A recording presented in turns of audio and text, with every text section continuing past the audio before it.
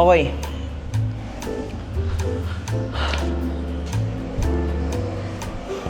Tapos na tayo sa unboxing ng 90mm macro. Yes, I bought the 90mm macro. Gawa ng we're shooting nothing but food. Yun. But ito, it's basically our second Sony lens, 90mm macro. Kung gusto niyo compare natin siya ngayon, well, i-compare natin siya.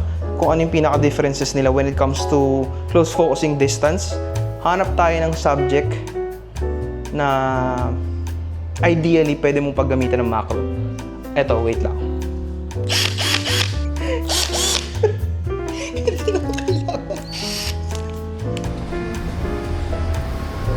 Excited na ako.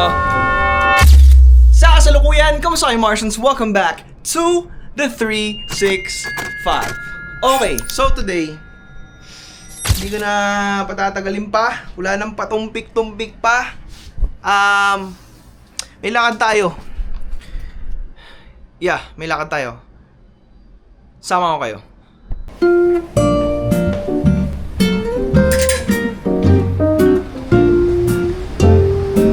Excited na ako. Na onti lang, hindi pala sobra, onti lang. Tsaka may bitbit ako. Dalawang bata.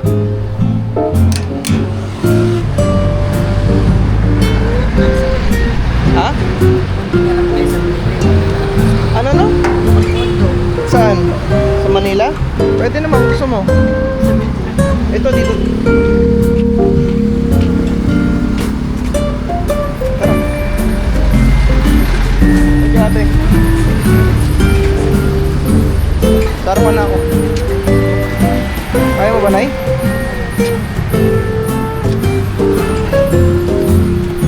Okay. Kaya?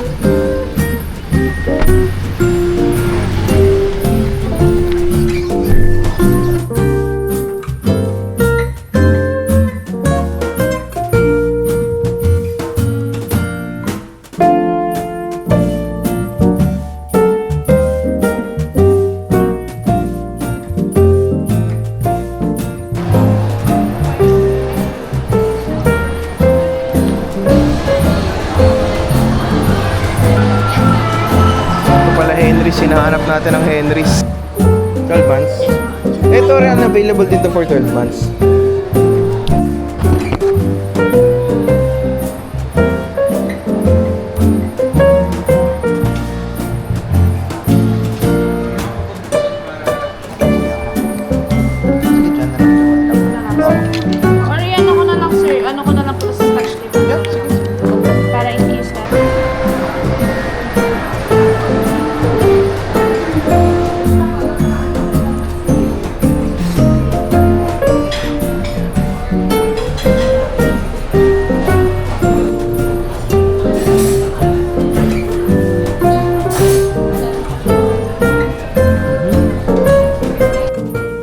Okay, so we're back home and we're gonna be unboxing two things, but I will be making a separate vlog for both of these two things para hindi naman masyado, alam niyo yun, para magamit natin at para makapag-reels tayo, makapag-shorts tayo at alam mo yun, ma-ROI natin maigi.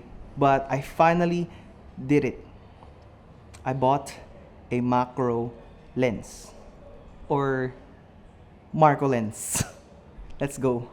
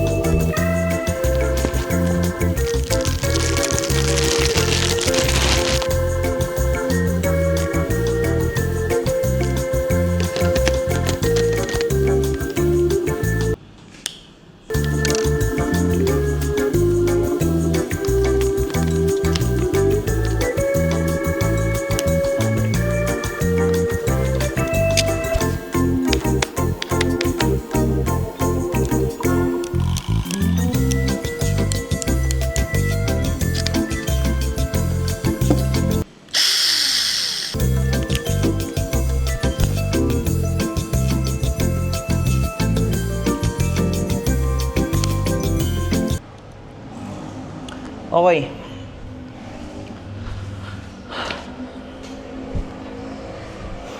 Tapos na tayo sa unboxing ng 90mm macro.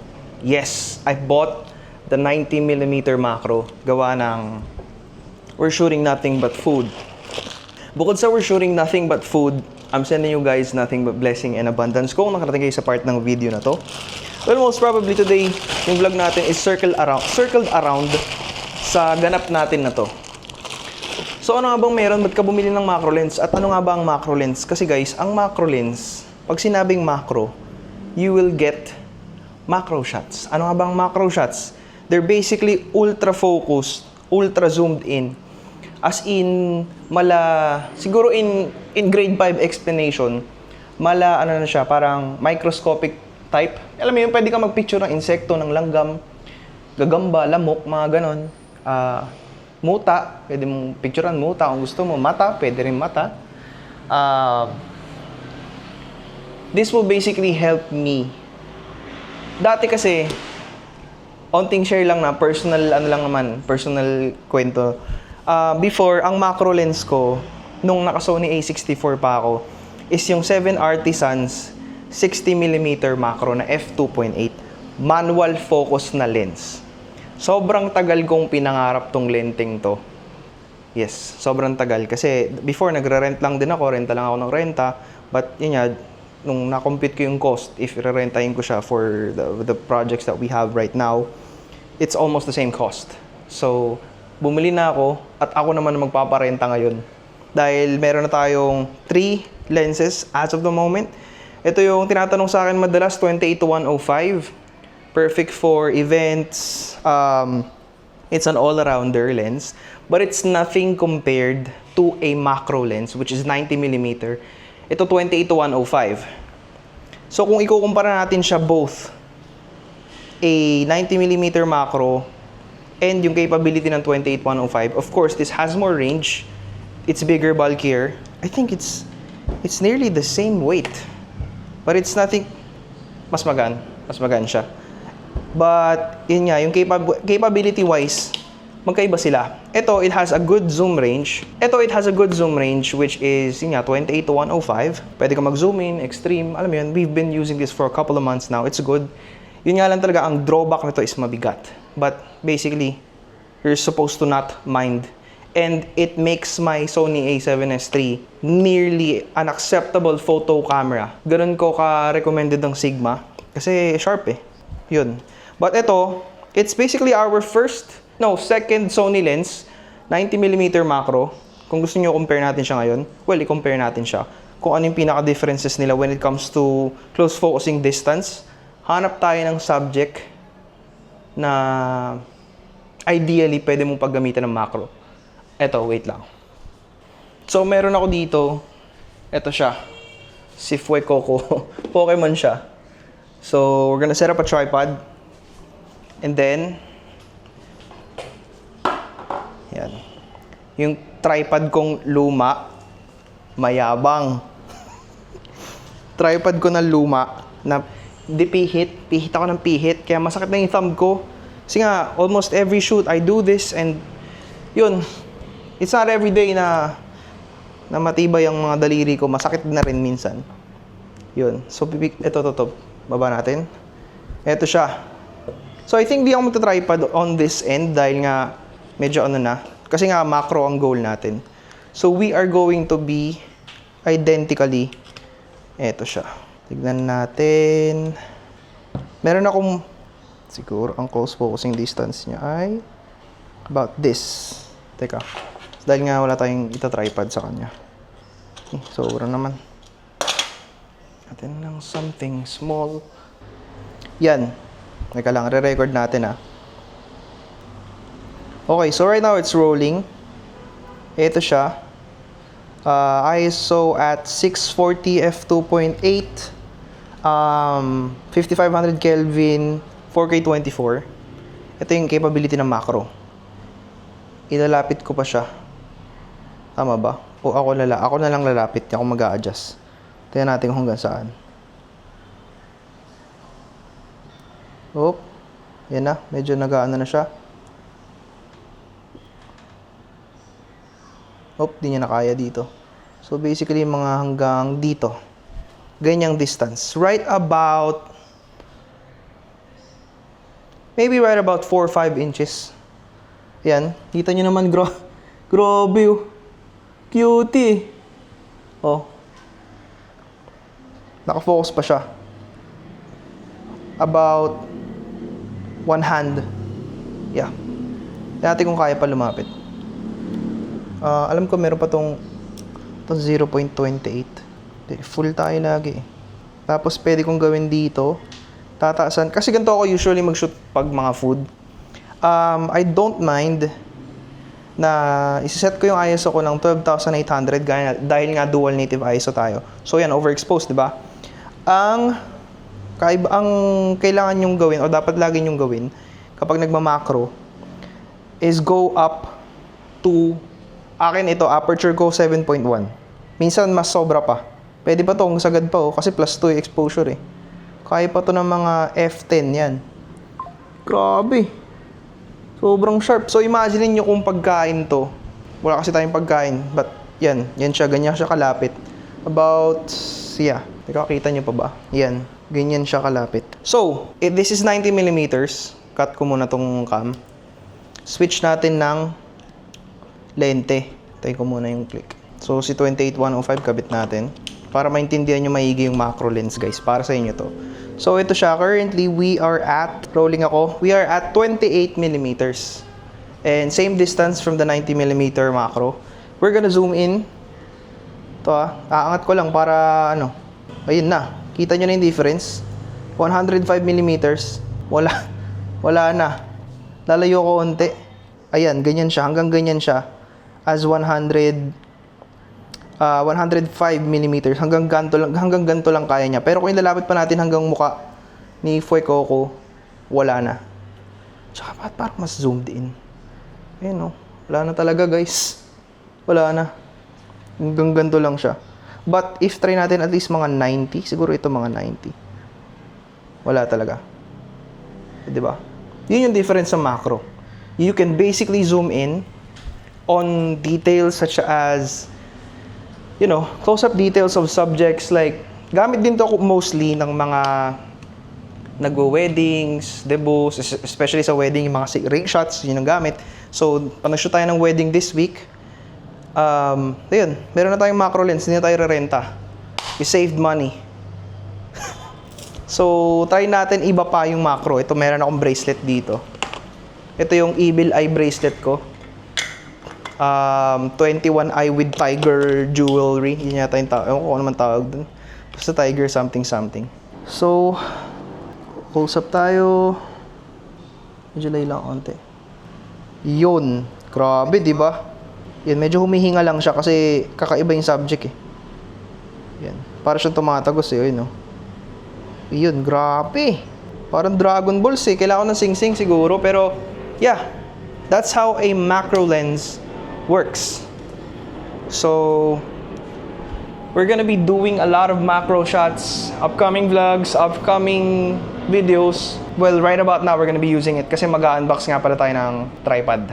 Siguro sabay ko na rin dito sa vlog na to, but I'm gonna be making a separate video about the tripod. Let's go.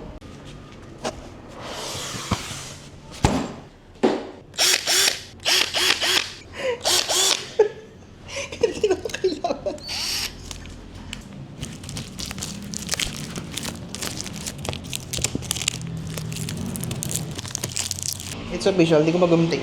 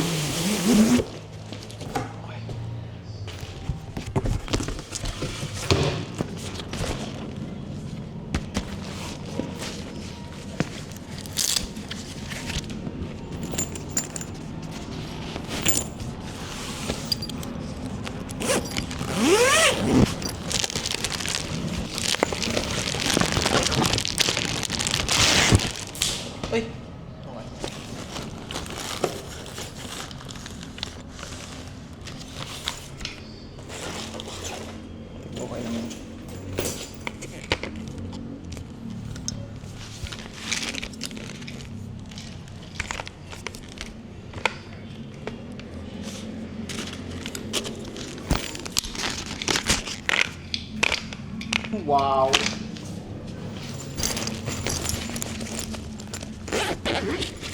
Ah, okay. Galing ah.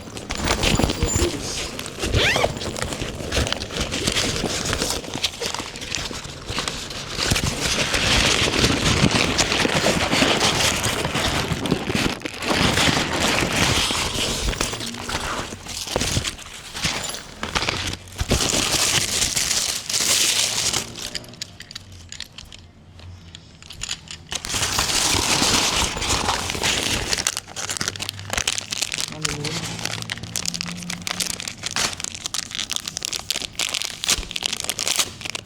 Ay.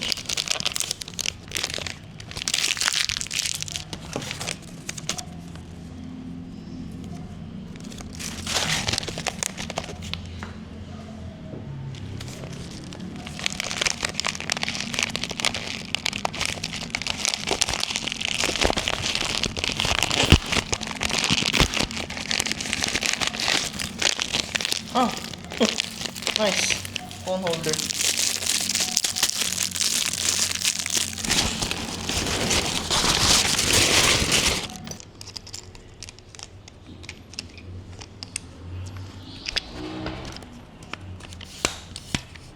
Nice.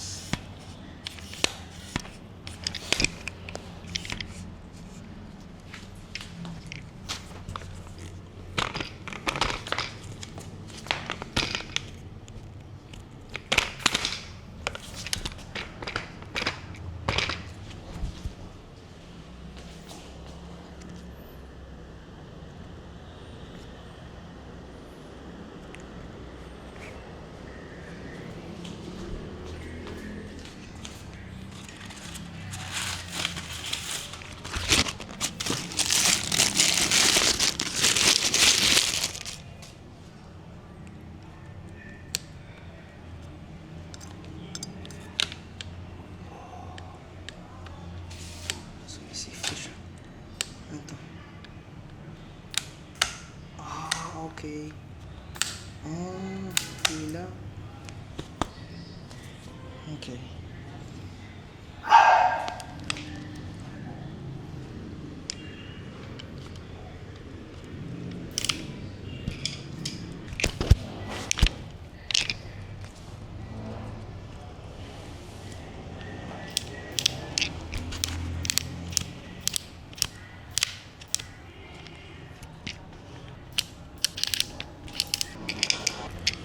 Ay, man.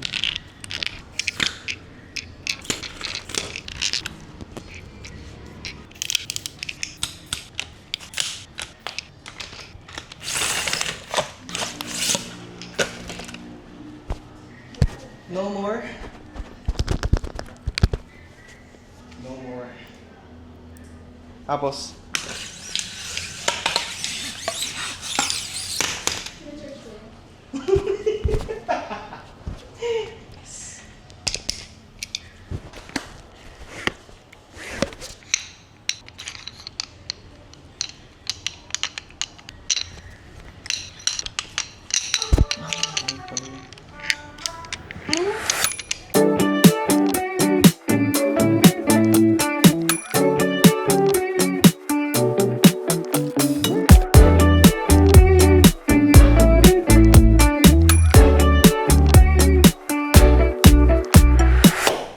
okay, so we're basically done with almost everything that we're supposed to be doing.